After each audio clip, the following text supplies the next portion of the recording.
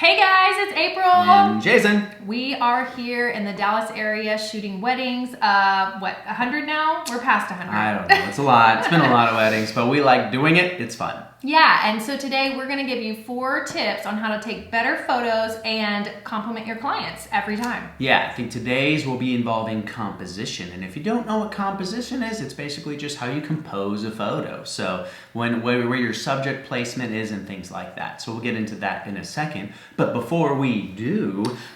we have really exciting news, guys. I don't know if you watched last week, but we have a free class to give to you today. If you go down below, click the link, register, and our next class will be starting soon, so you can watch it live. Yeah, if you like some of the information you're getting here, we're giving kind of an overview of this, except for in depth and broad and more. More information is better. You never stop learning. So, yep. And it's also to help with our education course that we have coming up very soon. Little plug. Yes. So if you don't mind pausing and then registering for that webinar, that'd be awesome. All right, we'll be right back.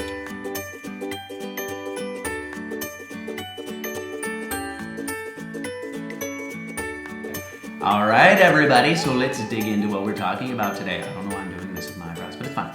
So anyways, so composition. I love composition because it's really artistic. This is kind of the artistic side of photography. There are different styles of composition, and the first couple I'm going to talk about, number 1, is layering. And when he says he loves composition, I'm talking like he will layer detail shots in the wedding photos for our clients, like even the detail shots. So, that's how much he loves it. And since she's talking about layering, we'll talk about that first. Hey. No, so layering is basically where you can take layering and something into your image. So if I'm taking a picture of April and I'm 10 feet behind her and there's a bush in front of us, sometimes like so in between myself and April, I could layer that in by just kind of keeping the focus on April, but then also sliding some part of that bush into the picture. So it's not, taking anything away from April, but it's still in the picture. And what that does is it really does well creating a candid shot.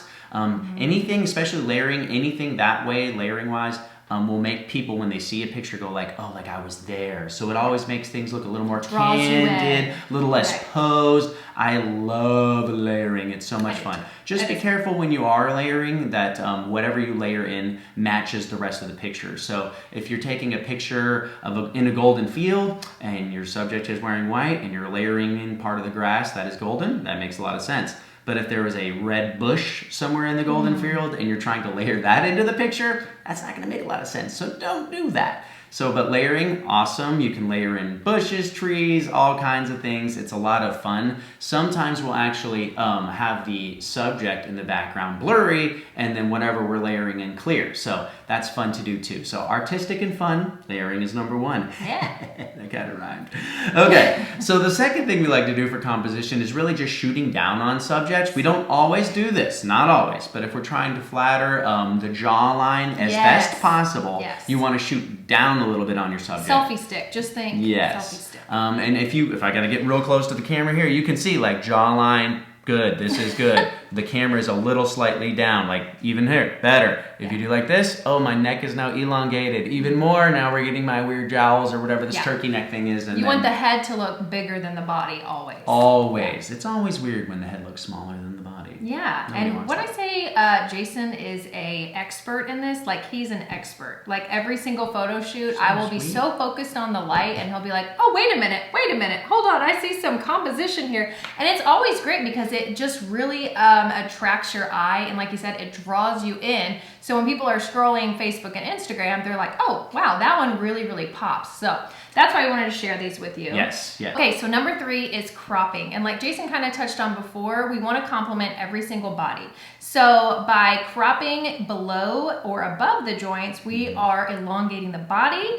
So it's complementing every single type of person or type of body. So that's true. Because anytime you're cropping, it's same with my face. Like anything that you can elongate in the picture is always going to look better, whatever body it is. And I know that sounds weird, but it's kind of the camera adds 10 pounds. Well, it doesn't if you do it correctly. So if you're adding 10 pounds to your subject, you're doing something wrong. Yeah, so you want to make sure you're mindful of where you're cropping and when you're cropping, because not everybody's going to want full-length photos, even though that's probably the best way to compliment everybody.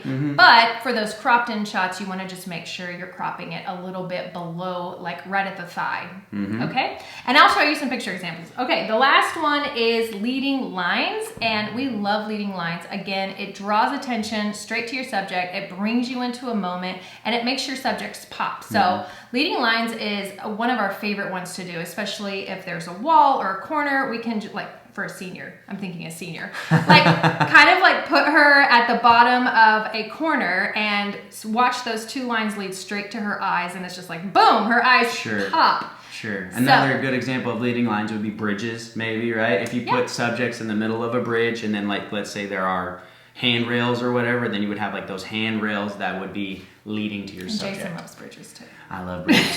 April doesn't like bridges. I don't know but why. It turns out other people do. I think in my mind, that's where I started photography, was like all those really dark bridges. But bridges can be really, really cool, especially like the lighter ones. So we'll give you some picture examples. But thanks so much for watching. Hopefully this was helpful for whenever you go back out to a shoot and you're searching and Pinteresting. Hopefully you can pull some of these out. Appreciate y'all. Have a good one. Bye. Bye.